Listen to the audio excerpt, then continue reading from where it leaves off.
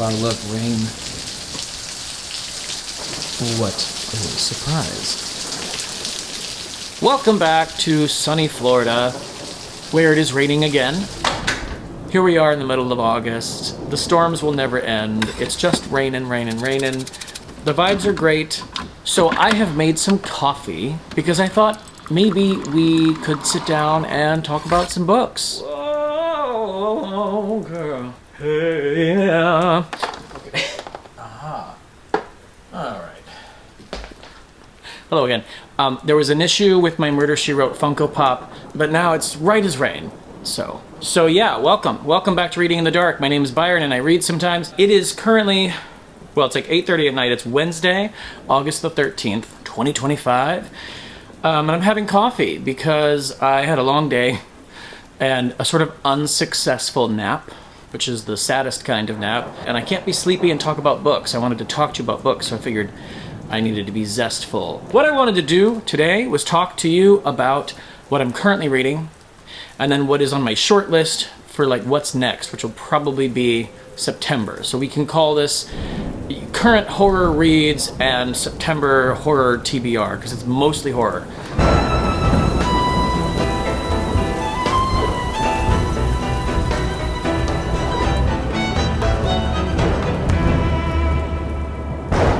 So, clink. I also have these cookies that I make sometimes that are double chocolate chip. And honestly, I know I'm tooting my own horn, but these are really effing good. I'm currently reading Model Home by Rivers Solomon, and bit by bit, as you can see there, Night Shift by Stephen King. This is a short story collection, so I'm reading those. Yeah, so I'm reading Model Home by Rivers Solomon, 39% of the way through, which it should be done soon because I'm like, it's really picked up and I'm enjoying it. It was published in October of last year, 2024. I've read one other book by Rivers Solomon. It was Sorrowland, and that was great. I read that book when I didn't really understand the fact that there is usually a supernatural component to any horror story, and so I was challenged by it, but I loved the writing. But yeah, so Model Home. The three Maxwell siblings keep their distance from the lily-white gated enclave outside Dallas where they grew up. When their family moved there, they were the only black family in the neighborhood. The neighbors acted nice enough, but right away bad things, scary things, the strange and unexplainable began to happen in their house. Maybe it was some cosmic trial, a demonic rite of passage into the upper middle class. Whatever it was, the Maxwells, steered by their formidable mother, stayed put, unwilling to abandon their home. Terrors and trauma be damned. As adults, the siblings could finally get away from the horrors of home, leaving their parents all alone in the house. But when news of their parents' death arrives, Esri is forced to return to Texas with their sisters, Eve and Emmanuel, to reckon with their family's past and present, and to find out what happened while they were away. It was not a natural death for their parents, but was it supernatural? On Goodreads has a 3.72, so that's closer to 4 than 3. What is this book reminding me of? It feels like, and this is just from my very, very limited readership, it's reminding me of The Good House by Tananarive, which is a fantastic novel. If you have not read it, do it now. Which also deals with a black family living in a town that is predominantly white in this grand old house that is probably haunted. Historical, generational trauma. Supernatural in nature. There's a lot of queer rep in this. There's non-binary representation. I like the relationship between Esri and their sisters. There's a self-destructive aspect to this character, and also like a self-degrading relationship with sex and hookup culture, which I find uncomfortable, but in a humanizing way. These people are leaping off the page for me so far. And there has only been a small amount of supernatural happenings thus far. So we're enjoying it 39% of the way through, and hopefully it'll continue to hold my attention and inspire me and be a 5-star read. That'd be awesome. I'm also currently reading Night Shift by Stephen King, which is a short story collection. The blurb for this is very, very straightforward. Stephen King's first collection of stories, 20 tales. We see mutated rats gone bad in Graveyard Shift, a cataclysmic virus that threatens humanity in Night Surf, the basis for The Stand, a novel which will come up again in this video later, a smoker who will try anything to stop, Quitters Incorporated, a reclusive alcoholic who begins aggressive transformation. I have only read one story in this book so far, and that is Jerusalem's Lot, which is sort of like an inspiration for Salem's Lot. And for the longest time I did not realize that Salem's Lot had an apostrophe at the beginning of it and is like a shortened form of the word Jerusalem. I don't know why I never knew that. I thought it was set in Salem. But I've read Salem's Lot, and I really liked it. But it's interesting to read this sort of origin story. It's set way back in the 1800s, where Jerusalem's Lot has been abandoned and has been cut off, and nobody's living there. And, superstition was a little bit more rampant back in the 1800s. And so it's an interesting perspective, and it was told through letters in an epistolary format, which is like Dracula. I'm glad that Salem's Lot was not written in that same format, because it already has so many similarities to Dracula that might have just put it over the top, and maybe that's what Stephen King thought as well. But the story was good. That's the only one I've read. I'm 11% of the way through. So I'm looking forward to reading the basis for The Stand, since I recently read The Stand. There's also The Boogeyman. There's a movie called The Boogeyman that came out recently that was based on one of these stories. I'm also now listening to the audiobook of The Fireman. The Fireman? I don't know. The way this story is going, it could be The Fireman or The Fireman by Joe Hill, which is from 2016. Now, this is an audiobook of a Joe Hill novel, and so, delightfully, it is being read by Kate Mulgrew, who also read Nosferatu, which I absolutely loved. That novel is fantastic. That audiobook is incredible. Her voice is very, very iconic. I could listen to her read the phone book, but instead of the phone book, she's reading The Fireman by Joe Hill. No one knows exactly when it began or where it originated. A terrifying new plague is spreading like wildfire across the country, striking cities one by one. Boston, Detroit, Seattle. The doctors call it Draco Incendia Trichophyton. I am not a scientist. To everyone else, it's dragon scale. A highly contagious, deadly spore that marks its hosts with beautiful black and gold marks across their bodies, before causing them to burst into flames. Millions are infected, blazes erupt everywhere, there is no antidote, no one is safe. Harper Grayson, a compassionate, dedicated nurse as pragmatic as Mary Poppins, she's obsessed with Mary Poppins, treated hundreds of infected patients before the hospital burned to the ground. Now she's discovered the telltale gold-flecked marks on her skin. When the outbreak first began, she and her husband Jacob, which I now see is spelled with a K, and I didn't know that, had made a pact. They would take matters into their own hands if they became infected. To Jacob's dismay, Harper wants to live, at least until the fetus she is carrying comes to term.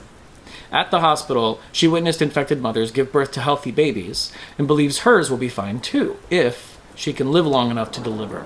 Convinced that his do-gooding wife has made him sick, Jacob becomes unhinged, he sure does, and eventually abandons her as their placid New England community collapses in terror. The chaos gives rise to ruthless cremation squads, armed, self-appointed posses roaming the streets and woods to exterminate those who they believe carry the spore. But Harper isn't as alone as she fears. A mysterious and compelling stranger she briefly met at the hospital, a man in a dirty yellow firefighter's jacket, carrying a hooked iron bar, straddles the abyss between insanity and death. Known as the Fireman, I'm gonna lose my mind trying to figure out how to say that. Firefighter, that's what it would be called, the Firefighter. But because the story is about people literally bursting into flames, the Fireman. He strolls the ruins of New Hampshire, a madman afflicted with dragon scale who has learned to control the fire within himself, using it as a shield to protect the hunted and as a weapon to avenge the wronged. In the desperate season to come, as the world burns out of control, Harper must learn the fireman's secrets before her life and that of her unborn child goes up in smoke. You guys, I cannot say that word anymore. So this book so far is great. I've only ever read one other Joe Hill, which was also an audiobook of Nosferatu, and absolutely loved it. So it's reminding me of the great time I had reading that. I really like this plague as it's been set up. I think the fact that the scars that people get on their bodies are beautiful and glitter with gold is like a really nice touch. And actually one of the characters in the book makes the point that, like, hey, it could be a hell of a lot worse. Diseases that kill you can be really, really gross. And at least this one isn't gross, it's actually kind of pretty. It's really, really cool to read Joe Hill. In the foreword, he's thanking people for their inspiration, and then he says, and my father from whom I stole everything else. Acknowledging the fact that, of course, his father is Stephen King, but also that his father, he's kind of, this is sort of like his take or his perspective on the medical dystopia genre, and The Stand is one of his father's most famous works. I just finished reading The Stand a few weeks ago, so that was a crazy experience. I read the full-length, uncut version of it in a couple of weeks, which I think is pretty fast. And so it's really fun to read another novel in the same genre, written by his son, but it's a very, very different plague, and I'm curious how they will be different in terms of how he depicts the breakdown of society and the way people form into factions and whatnot. It's already very, very great. The characters are really, really good. I will say Harper's husband is just such a dick. Hyper-intellectual, self-important writer of a book that he won't let her read that is probably not any good. He's like a poet. Like, he's always speechifying at her. He says he won't say I love you because he says it in other much more convoluted, dramatic ways. And then as soon as she's sick, you guys, this man sucks so bad. Like, he just snaps immediately, and you're like, oh, you don't love this woman. That's why you wouldn't say I love you, because you don't. So obviously the book is working its magic, and I'm very passionate. I'm really liking this, even though I don't know how to say the title. So those are the books that I'm reading right now. And then I wanted to talk a little bit about what's next. I don't know exactly what I'm going to read in October for like the official spooky season, but there's 3 books that I really am 99% sure I'm going to read next. The first one I'm absolutely sure. And actually, I'll start this next book even if I'm still in the middle of doing the piecemeal reading of Night Shift by Stephen King. 40 Acres by Dwayne Alexander Smith from 2014. Sir, you came into my comments and said you should definitely read my book. You'll really like it. I am sure that I will, and I've had this on my list, you guys, for so long. When the author comes into your comments to say like, hey, you read that book yet? It's time. So here's what the blurb says. Martin Gray, a smart, talented black lawyer working out of a storefront in Queens, becomes friendly with a group of some of the most powerful, wealthy, and esteemed black men in America. They invite him for a weekend away from it all. No wives, no cell phones, no talk of business. But far from home and cut off from everyone he loves, Martin finds out that his glittering new friends are part of a secret society dedicated to the preservation of the institution of slavery. But this time around, the black men are called master. Joining them seems to guarantee a future without limits. Rebuking them almost certainly guarantees his death. Trapped inside a picture-perfect, make-believe world that is home to a frightening reality, Martin must find a way that will allow him to stay alive without becoming the very thing he hates. Crazy. What an idea. What a setup for a story. Coffee. You guys, you know what? Just relax. That's what my coffee mug is telling me to do, so that's what you should do. It is ironic, though, that a vessel primarily designed for the storage of hot caffeinated liquid that we use to jump ourselves in the morning like a dead car battery would say the word relax on it. Anyway. So that is a crazy premise. I'm so intrigued, and I have been for a long time, and I don't know why I haven't read it yet, but it's finally going to happen. Okay.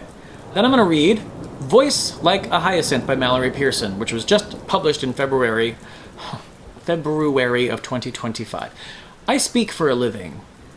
Art student Jo Kozak and her fellow classmates and best friends are one another's muses, so close they have their own language, and so devoted to the craft they'll do anything to keep their inspiration alive, even if it means naively resorting to the occult to unlock their creativity and to curse their esteemed, if notoriously creepy, professor. They soon learn the horrible price to be paid for such a transgressive ritual.